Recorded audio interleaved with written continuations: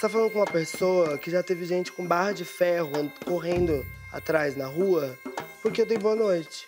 Se eu te contar todas as violências que eu já passei, eu poderia ter todas as síndromes, entende?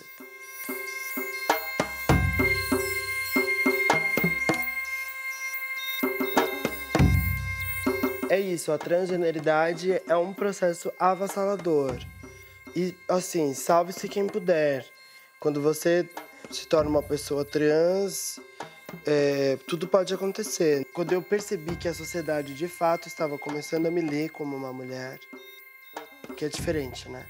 Você se sentir como uma mulher e a sociedade te ler como uma mulher. Eu fiquei chocada. Eu sou uma mulher trans negra. São muitas coisas para interpretar. Hoje eu entendo que tudo que eu tô fazendo é uma ambição coletiva, sabe? Que tem que acontecer.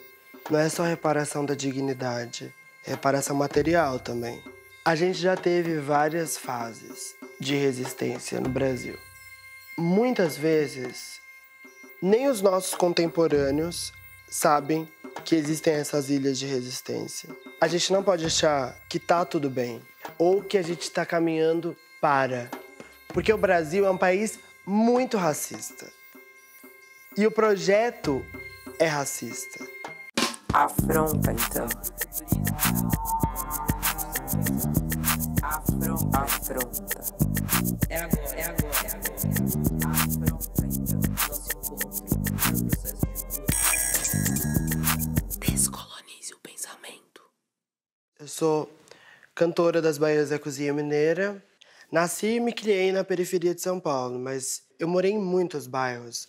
Todos da periferia. Minha mãe é uma mulher branca do olho azul, meu pai é negro. E eu sou a cara do meu pai. Mas a minha convivência com ele e com a família do meu pai, que é uma família hegemonicamente negra, mas não totalmente negra, a minha convivência com eles foi muito pouca, porque quem me criou foi a minha mãe. Você ser uma criança negra numa família branca é hiper complexo. Hiper complexo. E aí entra a questão também do lugar do colégio, que eu também estudei em escola particular, porque a minha mãe sempre fez questão de que eu estudasse em escola particular. Ela preferia não ter dinheiro para pagar um aluguel e pagar minha escola. Isso foi um princípio dela e que ela levou até o fim. Inclusive, um princípio dela também que eu não trabalhasse e só estudasse. O que me deu muito tempo para raciocinar, para errar. Tem um lance que é a admissão dos erros, sabe? Eu errei muito. Eu errei muito, mesmo. Hoje eu sou uma empresária, eu sou uma cantora, eu sou uma artista, eu sou uma empresária artista. E aí, às vezes, eu fico pensando o quanto pra conseguir chegar nesse espaço que hoje eu ocupo, eu precisei ter o espaço do ócio. Eu precisei ter o espaço, inclusive ter a margem dos erros, sabe? Porque tem a margem de erro que geralmente quem tem esse privilégio é a branquitude, mas eu tive margens de erro. Eu errei, assim, várias vezes. Isso tudo porque eu tenho uma mãe extremamente disciplinada e que queria prover alguns luxos, e o luxo ao tempo. Tanto que ela sempre fez questão que eu tivesse tempo para estudar e que eu estudasse num lugar estratégico. E foi ela que colocou na minha cabeça que eu tinha que fazer USP. Você tem que fazer USP, você tem que fazer USP, USP, USP, USP, USP. Eu cresci ouvindo minha mãe falando que eu ia fazer USP. Queria que eu fizesse medicina ou direito e eu acabei fazendo história. Eu tinha que decidir qual que era o cursinho que eu ia fazer. E eu decidi exatamente pelo cursinho de Higienópolis. Porque eu queria acessar as pessoas de Higienópolis. E ali eu acessei uma camada da sociedade que eu nem sabia que rolava. Que você fala, nossa, isso existe. E isso foi um lance muito louco que aconteceu na minha vida, assim. Porque É incrível a diferença do que é Grajaú, Jardim Miriam, a Higienópolis, assim. Quando eu tava fazendo o cursinho, eu falava muito que eu queria estudar escravidão. Era uma coisa muito... que, óbvio, já tinha uma carga, porque sempre teve, mas não tinha batido uma onda muito pesada. Quando eu entrei na USP, a primeira coisa que eu me deparei foi com greve de mulheres terceirizadas, em sua maioria mulheres negras trabalhando terceirizadas. Parece que existia tipo uma parede de vidro. De um lado, professores brancos, com alunos brancos, com bibliografias brancas falando sobre escravidão. Falando sobre o Brasil colônia, não é nem sobre escravidão. E do outro lado, tipo, mulheres, em sua maioria negras ou nordestinas, tacando lixo pelo chão do corredor para impedir que a gente entrasse na sala de aula e tivesse aula porque elas estavam em greve, porque atrasaram salários já baixíssimos e de péssima condição delas. Aquilo tudo, me bateu de um jeito. É sério que foi muito forte. Foi tão forte. Sabe quando você toma um tranco que você nem sabe o que aconteceu? Você fica tipo... Eu passei 1 ano e meio, sei lá, meio que em profunda reflexão, assim. Lá é um espaço muito, muito branco. Que eu me espantava muito olhando a bibliografia. Eu olhava a bibliografia e falava, mas não tem autores e autoras negras aqui, não tem. Não tem. É uma erudição mesquinha, no maior sentido de quem realmente não quer expandir a faculdade mental. Por isso que a gente sabe mais que eles. Porque a gente sabe Caio Prado, a gente sabe Gilberto Freire e a gente sabe Clóvis Moura. Eu me envolvi com o movimento negro da USP.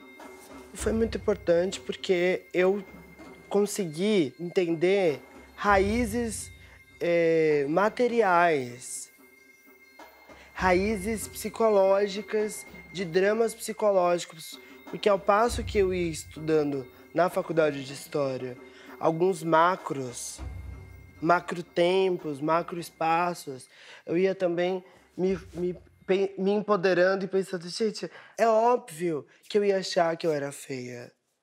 É óbvio que eu ia achar que meu cabelo era ruim. É óbvio que eu ia achar que meu nariz era grande. Existe toda uma construção. No caso do Brasil, nas minúcias. Em minúcias escandalosas, mas minúcias, né? Que é o racismo sonso. Olhos nos olhos de Santa Luzia, bruta, bruta, coração, Virgem Maria. No quadro de pessoas que trabalham para as Bahias da Cozinha Mineira, a gente tem a Cissa, que é uma mulher negra cis, que ocupa a posição de gerente do nosso escritório. A gente tem a Dandara Pagu, que é uma mulher negra cis, nordestina, negra retinta, que ocupa o espaço de produtora geral. A gente tem o Tom, que é um homem trans, que ocupa o espaço de hold. E tudo isso porque, conforme a gente vai expandir as Bahias da Cozinha Mineira, e aí a gente consegue contratar pessoas, inclusive contratar pessoas e dar margem de erros para elas. Eu tava falando pro pessoal esses dias. Gente, óbvio que eu sou ansiosa.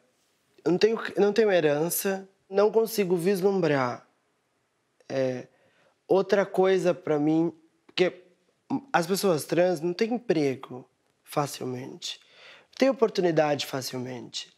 Então, a gente meio que tá cavando essas oportunidades e elas precisam ser reais, assim. Inclusive em termos materiais. Eu já sabia que eu queria ser artista desde criança, mas eu não sabia que eu seria uma pessoa trans. Eu não sabia. Nem sabia o que era ser trans. Antes de ser trans, eu nem sabia que eu tava virando travesti. Eu nem sabia que eu tava virando trans, entende? Eu não me sinto missionária de nada. Nesse sentido, eu sou bem livre, sabe? O que eu tô fazendo é minha participação de um projeto político, entende? Então, eu tô participando. Agora, a minha participação é essa. Eu acho que é um projeto, sabe? A gente tem que enxergar como um projeto político. O Brasil já teve muito missionário e a gente só lavou sangue.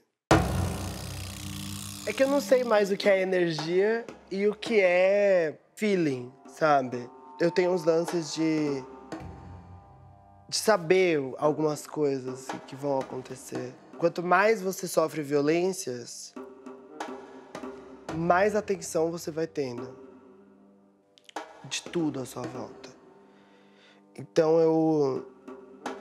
eu várias vezes tô num espaço e eu meio que eu consigo perceber, assim, as coisas à minha volta, rapidamente. Isso me protege muito e isso, às vezes, me traz ideias de que eu tenho alguma energia que me protege, assim, também, sabe? Eu acho que tem uma energia que dá aquela protegida, assim. Quando o discurso de uma pessoa é muito radical, você começa a buscar o que há de mais polêmico ou mais superficial no que ela está falando para deslegitimar tudo de substancial que ela fala. Essas táticas, a gente precisa ficar muito antenadas, porque são táticas que existem numa sociedade sofisticadamente racista, que é o caso do Brasil. Toda vez que eu me conecto com as pessoas e na rede, o que eu fico tentando enxergar é como que a gente faz para isso se tornar forte o suficiente para que tenha continuidade geracionais. Porque uma das coisas que o Brasil mais fez com a população negra foi justamente fragmentar todas as nossas memórias. Para ser afrofuturistas, a gente tem que essencialmente ir na ancestralidade, né?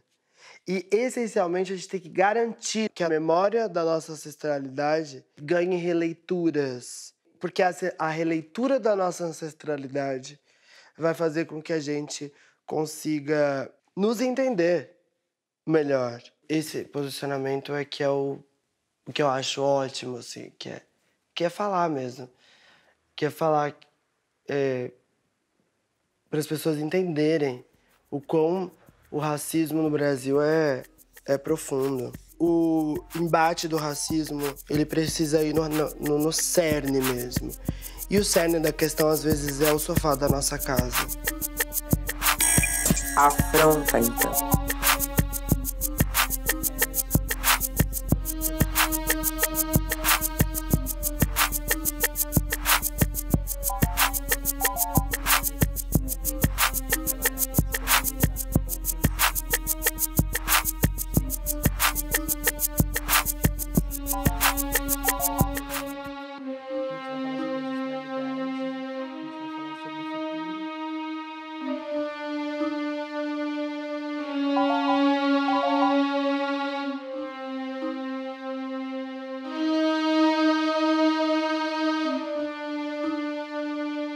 Descolonize o